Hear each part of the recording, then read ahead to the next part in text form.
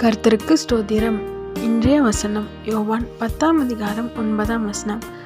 நானே வாசல், என் வழியாய் ஒருவன் உட்பிரவேசித்தால் அவன் ரட்சிக்கப்படுவான். யோவான் 10:9. நானே வாசல், என் வழியாய் ஒருவன் உட்பிரவேசித்தால் அவன் ரட்சிக்கப்படுவான். இங்கே யாரை சொல்கிறாங்க அப்படின்னா ஏசப்பாவை சொல்கிறாங்க. ஏசப்பா தான் பரலோகத்தினோட வாசல்.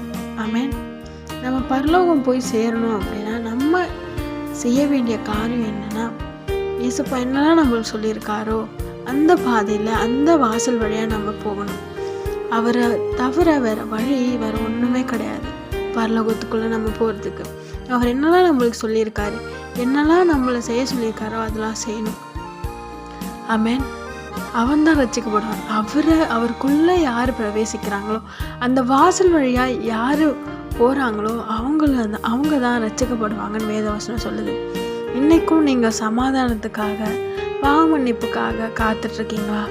உங்களுக்கு சமாதானம், பாவ மன்னிப்பு, சுகம்லாம் கிடைக்கணும்னா ஒரே வழி ஏசப்பா மட்டும்தான். அவரை ஏற்றுக்கொள்ளுங்க. ரட்சிப்புன்றது பாவத்திலிருந்து நம்மளை விடுதலாக்கி நித்தியமான வாழ்க்கையில் கொண்டு போய் சேர்க்கறது, நம்மளை நீதிமானாக்கிறது.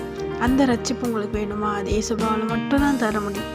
ஏசப்பா கிட்ட கேளுங்க, என் பாவத்தை மன்னிச்சிடுங்க ஏசப்பா நீங்கள் சொல்லும்போது அவர் ரத்தத்தினால உங்களை கழுவி பாவத்திலேருந்து விடுதலையாக்கி உங்களை ரட்சித்து பாதுகாப்பார்.